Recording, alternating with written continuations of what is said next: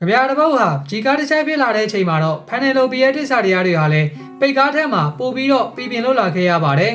ရှေးအောင်ဂရိကြပြဆရာကြီးဟိုမာရဲ့ Odyssey မှာတော့ပညာရှိ Odyssey ရဲ့တယောက် Trojan စစ်ပွဲတွေအတွက်ရှေ့တန်းထွက်ထားလို့ရကနေပြန်မလာနိုင်ခဲ့ပဲနှစ်20တောင်ကြားလွတ်သွားခဲ့ပါတယ်အဲ့ဒီအချိန်အီတီကာမြို့မှာကျန်နေခဲ့တဲ့ဇနီးတဲ့ဖန်နယ်လိုဘီမှာတော့ Odyssey ရဲ့တယောက်ဟာ Trojan စစ်ပွဲတွေမှာကြာရှုံးသွားခဲ့ပြီဆိုတဲ့သတင်းတွေကြောင့်ပွဲလန့်တုံဖျက်ခင်းကျင်ကြတဲ့လာအပိုးပန်းတူတွေနဲ့ပဲအခက်ကြုံတွေ့လုံနေခဲ့ပါတယ်တစ္ဆာရှိပြီးညံကောင်းလုံးနဲ့ဖန်နယ်လိုဘီကတော့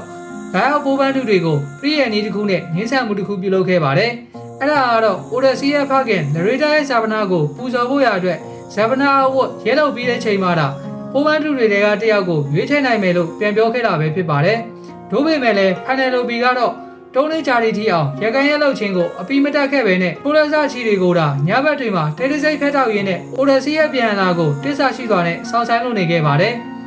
တစ္ဆာရှင်မလေးဖန်နယ်လိုဘီအကြောင်းကိုပုံဖော်ထားခဲ့တဲ့ဒီပကြီးကတော့1912ခုနှစ်အင်္ဂလိပ်ပကြီးဆရာဂျွန်ဝီလျံဝါတာဟောက်စ်ရဲ့ဖန်နယ်လိုဘီစင်တဆူတာဆိုတဲ့လက်အမြောက်ပကြီးကားတစ်ချက်ပဲဖြစ်ပါတယ်။နောက်ဆုံးမှာတော့ Odyssey ရဲ့တရားဟာလည်းအီတီကာမြို့ကိုပြန်အောင်လုပ်လာခဲ့ပြီးတော့ဖန်နယ်လိုဘီတောင်းဆိုတဲ့လေးတင်များပြည့်ပြိုင်ပွဲမှာ108ရောက်တော့လာရောက်ပိုးပန်းတူတွေကိုတားဖြစ်သူထလေမန်ခတ်စီရဲ့ကူညီနဲ့တုတ်တင်ရှင်းလင်းပြခဲ့တဲ့ဆိုတဲ့အကြောင်းကြပြဆရာကြီးဟိုမာရဲ့ Odyssey ကဖွဲ့ဆိုလို့ထားခဲ့ပါတယ်။